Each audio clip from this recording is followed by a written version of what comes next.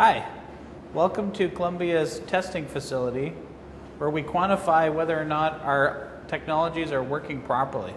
This is probably one of the most advanced facilities available to any outdoor brand in the industry.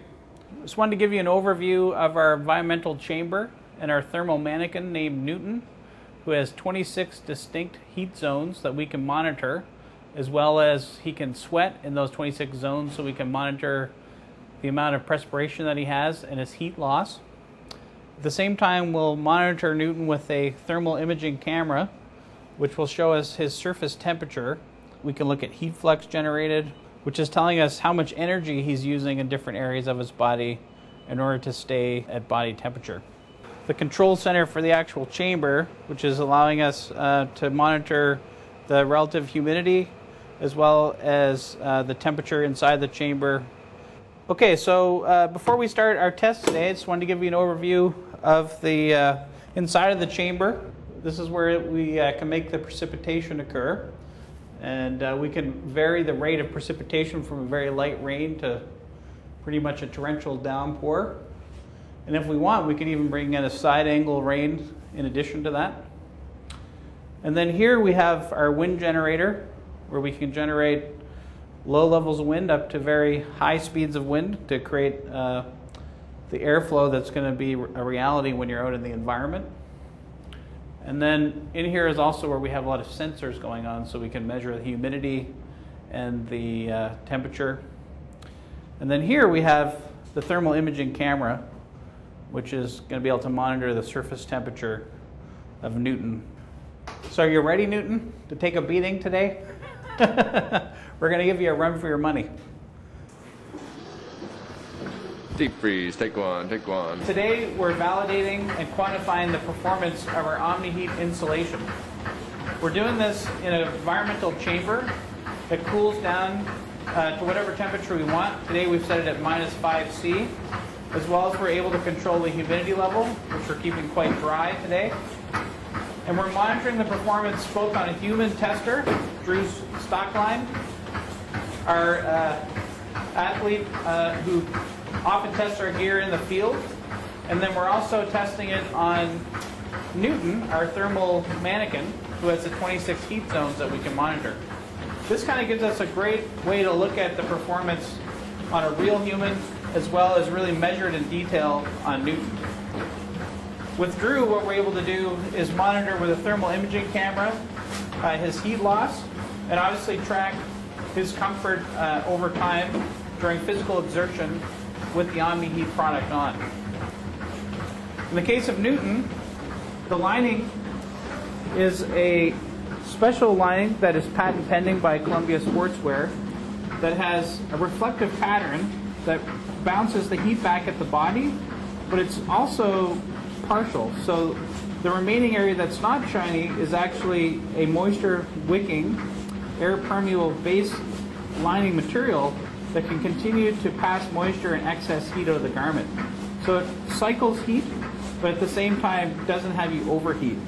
And then just behind that is our new Omni-Heat insulation, which is a what I call 3D ripstop grid insulation, which has a higher denier grid fiber, creating a structure, and then embedded inside of that multiple very fine denier materials that are causing the air to be trapped and create a great insulating layer with almost no weight.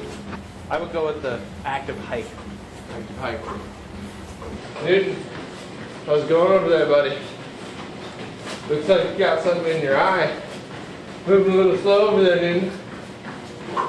Running circles around you. So for monitoring the performance of insulations, on Newton we're looking for two things. We're looking for the amount of thermal resistance that we're able to get from the insulation, which is quite steady here at around 0.204, which translates to approximately 3 kilo. And then at the same time we're monitoring how hard Newton is having to work in order to stay the same temperature. And what we're seeing here is it's a declining effort, which is a good sign. So here what we're doing is what you do with a lot of human testing, which is actually subjective, where we're just checking in with Drew every few minutes to understand how he's feeling under various conditions. We first started by having him at a very high output, and then we had him relax for a little while. When he was at high output, he did manage to start to sweat because he was at aerobic levels. But then when he sat for just a few minutes, he was able to cool off quickly, and the sweat dissipated in the product, and he felt dry again. Now we have him at a very steep incline height at moderate activity level, and monitoring again how he's feeling, but also we're able to monitor the jacket itself. And this tells us where the heat loss is in the garment, and if we're seeing big changes through different levels of activity, which in general we're not. We did see him heat up a little bit during the very high aerobic activity, but in general it's quite constant.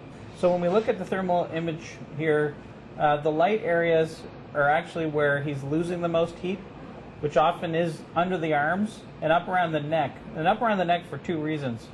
One is that is where heat rises in the garment, but also around a stitch line like the neck, you are going to have compressed the insulation a little bit, and so heat loss will be a little bit higher.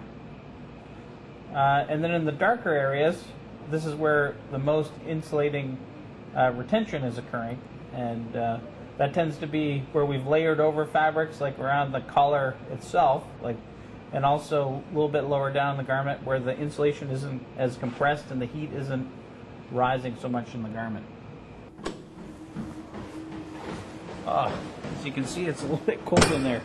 So Drew's just finished testing the first Omni-Heat prototype, and the results were excellent. He worked himself up to where his body was sweating just because of high aerobic output, and then went to standing still like you would at a ski hill, and was able to have a dry feeling very quickly.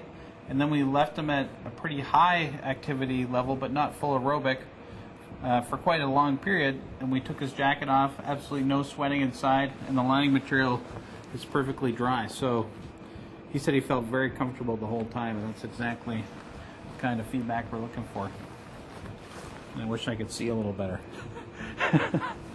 When we monitor Newton with Omni-Heat versus a regular insulated jacket, we can see a big difference. So in the first part of this experiment, we ran a typical insulated jacket. And the green line represents the thermal resistance of the product, and the blue line represents how hard Newton is working. So you can see that Newton was working at what we call a heat flux rate of 280, so 280. And then the green line is how much thermal resistance there was in the fabric, which was averaging around 0.165. So then we switched into the same kind of jacket, but with Omni-Heat insulations. And all of a sudden, Newton doesn't have to work near as hard. He drops from working at 280 down to 220, so he's able to conserve energy. But that's because the insulative value of the product jumped from being around 0.165 to being about 0.185 to 0.18, which is about a 20% increase in insulative value. So this is how we can illustrate that there's a correlation between how hard you're going to have to work to stay warm in the outdoors with how much insulation and how well your insulation regulates, as we can see from the green and blue line, which is heat flux for blue, heat retention for green. So right now we're monitoring Drew wearing a non-Omni-Heat first generation micro temp Columbia jacket, and compared to the Omni-Heat, he's not able to keep as warm. And one of the things we can see is he does have a lot more areas of heat loss, not just around the typical spots like under the arms and the collar, but also in the body of the jacket. In general, there's more heat penetrating out of the jacket. And he has it definitely expressed to us, and we'll talk when we're inside, that he's having a little bit more trouble regulating. So he's actually heating up easier, but at the same time, once he stands still, it takes longer for him to cool off, but then when he does cool off, he reaches a deep chill. And that's because there's moisture, I think, starting to accumulate inside of his jacket. All right, let's go talk to Drew inside and see how he's feeling in real life.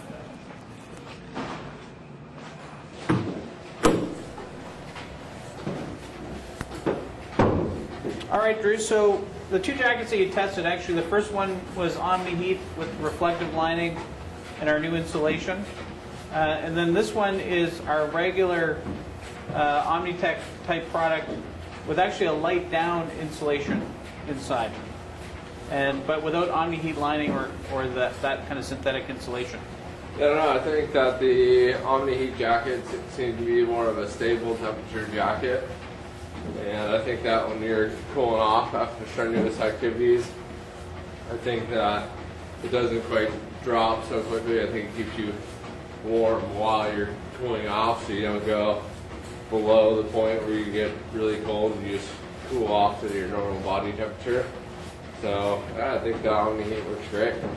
So what about the feeling of the Omni-Heat lining against, your first layer? Any notations about that? I think it's awesome. I think you can really feel the reflective heat qualities of the material. Okay. All right. Well, thanks for coming into this not so glorious outdoor chamber.